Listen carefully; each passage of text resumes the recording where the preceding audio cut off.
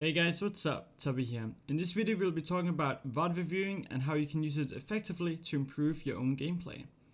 With all of that being said, let's get right into the video.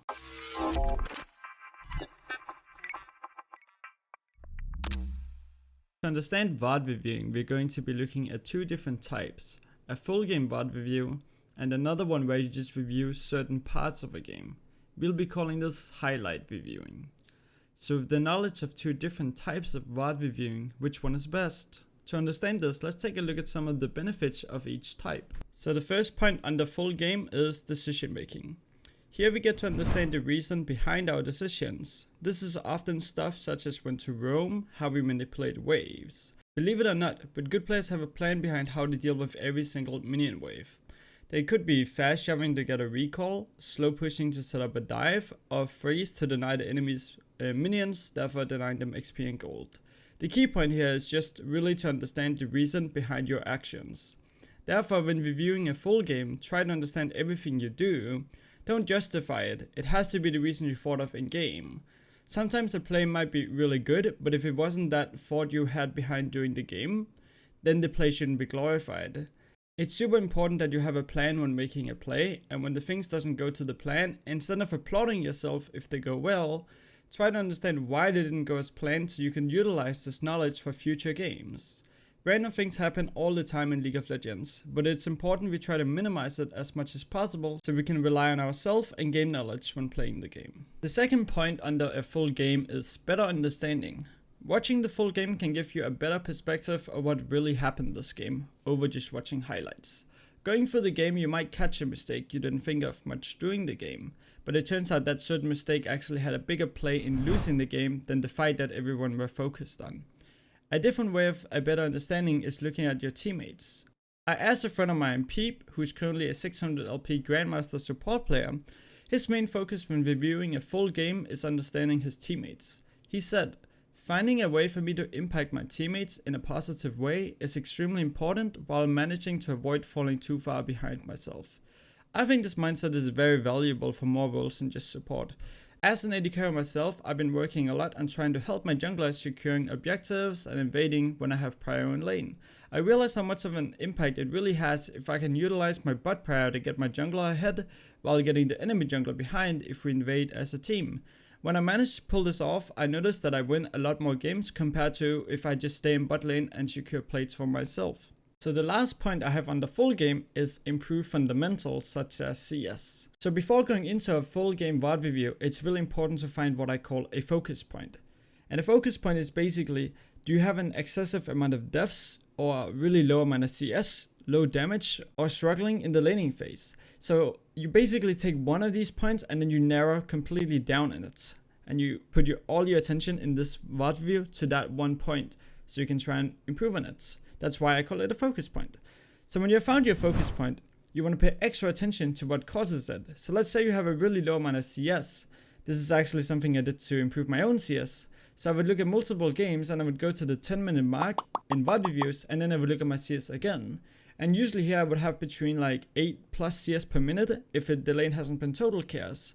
So from this I could conclude that my CSing in the laning phase and wave management didn't really seem to be the issue, but it was more likely when I was going out of the laning phase that I was struggling to keep up the CSing. After watching VODs, I found out that I was skipping camps that I should be farming in my pathing. So for example, if I was going from base to the Drake, I might as well farm the camps that are up, but I didn't. Also, it's quite important not to fall into the whole even mid thing, which happens quite a lot in even Master Elo, where people just start going mid lane all together at a really weird point for no reason, and then you're just going to be fighting with the other players on who can actually get the CS. This is really bad because it puts you really far behind in XP and CS, especially if the enemies are not grouping up on even mid, and therefore they will be getting solo XP and they will just outlevel your team and you'll fall really far behind by doing this. So it's really the easiest way to throw a game, I would say. After realizing what mistakes I was making, I decided to write them down. This seems to be a very effective strategy. I advised multiple clients that I coach to do this and they have always come back super positive about it. Writing down mistakes constantly keeps you reminded of what you should focus on, especially if you put them up on a second monitor or somewhere near you so you don't forget about them. The last point I have about full game VOD reviews is actually negative, and it's burnout.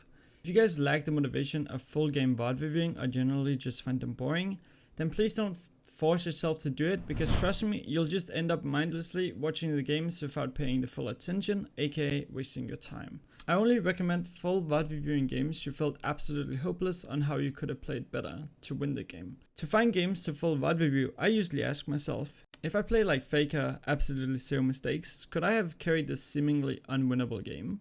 If so, then I will VOD review just to try and find the mistakes I did and write them down. So sometimes I even end up VOD reviewing games where my top laner went 0-10, but because of the small mistakes I did, I was unable to carry him. My point is, it's super important when VOD reviewing that you completely zoom out of your teammates' actions and just focus on the things that you could have done to impact the game. To prevent the burnout, I wouldn't spam full game VOD reviews, even though it might be interesting at first, but it becomes super boring really fast, since it's like rewatching a movie you just watched 10 minutes ago. Therefore, only VOD review games when you feel like it's really necessary and you have something to learn from this game. So we have now talked about the benefits of doing a full game VOD review and also the negative, which is burnout. So if we now look at some of the beneficial things with just reviewing highlights from a game, then the first note here is patterns. Now what do I mean by this? Every single League player has patterns, and so do you. This can either be positive or negative. In our case, we are looking to pick up negative patterns and turning them around. This is something I would recommend to every League player out there if they haven't done it. Try and just look at your deaths in a game. Do you recognize something? Some players will see that they often die to junglers, others will see that they get caught a lot, and some players die a lot because they're just playing too greedy. Very often your deaths will relate to one of those more than the others, which is why I call it a pattern. So what you need to do is realize that you got this pattern, let's say, of being too greedy, and then write it down and non-stop think about it when you're in game. So you try and limit your deaths from this bad pattern. The thing that can be very dangerous about this when you're fixing a pattern is you might create another bad one. If you all of a sudden go from dying a lot of greediness to never dying, that most likely means that you just went from playing way too aggressive to playing overly safe, and therefore you now don't have impact in your games. So you gotta be careful about this and experiment a lot when fixing a pattern to make sure you don't create another bad one. Remember guys, things usually don't change overnight, so if you make that happen, you probably just created another pattern. So the second point is review certain fights. Often going back and watching why you lost a fight over an objective or just a fight you felt like you shouldn't have lost can be very helpful, because it's far from always you spot everything in the moment. Going back and watching the fight again might give you a secondary view on what really happened during that fight. Sometimes you will find things you didn't pay attention to during the fight. Having this new knowledge will most likely make you more aware of that mistake in a different game, and therefore preventing you from making the same mistake over and over. Rewatching fights usually makes you become more aware of what you need to work on. The benefit of just reviewing a certain fight and not the entire game is it's much less time consuming, and you're still able to improve from it as long as you're just paying attention to yourself in the fights. So the last point on the highlights is trading. This one has been super beneficial to myself. One thing I always strive to do is understand how every matchup should be played. Who is the strongest at what moments? Often going back and just watching the first 5 minutes of the laning phase can be huge. Understanding why you got ahead or why you fell behind is pretty important. Once you start understanding these things, you'll become more confident in the lane and know how to play more correctly. Besides that, it also opens up for you to punish enemies when they start making mistakes, because it just becomes more obvious to you. Something that you guys already know if you watch some of my videos is that I focus a lot on early game, because from my own experience, it just becomes easier to carry the game if I get my jungler ahead or my mid lane ahead as well. And that's why I love to go for these early roams or invades with my teammates. I also love to secure the drakes if I don't see any other opportunities. Some people might highly disagree with playing so much with your team as an AD carry, but I truly believe this is a necessity if you want to climb to the higher ranks. Because I feel like I tried both by now, and this just seems to work the best for me. But then again, League of Legends, we have, a billion different players, so everyone has their own playstyle, and something might work for some that might not work for others, which is also, like I said in my most previous video, that I want you guys to be critical of all YouTube videos when it comes to League of Legends educational content, and that's including mine. Maybe the playstyle that I'm teaching on my channel is not the playstyle for you, and therefore you probably shouldn't try and adapt to it then if it's not your playstyle, if that makes sense. That's kind of my point about trading, and this is why I find it super important. And of course we have a negative one under highlights as well, and here we have misleading. And to give you guys a better perspective of this, I got an example for you guys. So let's say you died to the enemy jungler and you didn't have the river warded. Here it becomes quite important to not just jump to conclusions such as the main mistake was not warding river. Instead, go back and see if the enemy jungler had been spotted, and maybe even where they started. Because if you know that the jungler, for example, started top side, then he'll be most likely pathing to bot side. So pushing and playing hyper aggressive without summoners was the wrong move, and not the fact that you forgot to ward the river. Even though that could also be considered a part of it. Though the bigger mistake was playing overly aggressive, knowing the enemy jungler was pathing towards bot side. Instead of looking at the 10 seconds right before you die, sometimes you have to look like a whole minute, or sometimes even 3, to find the real mistake.